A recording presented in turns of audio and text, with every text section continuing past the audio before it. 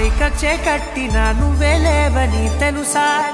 ఇవాళే ఇలా నీతో ఉండగా బాగుందిలే కొత్తగా ఇంకాసేపని ఏం చేద్దామని కాలక్షేపమే పనిగా పనులు మాని నీ పనే నాదిగా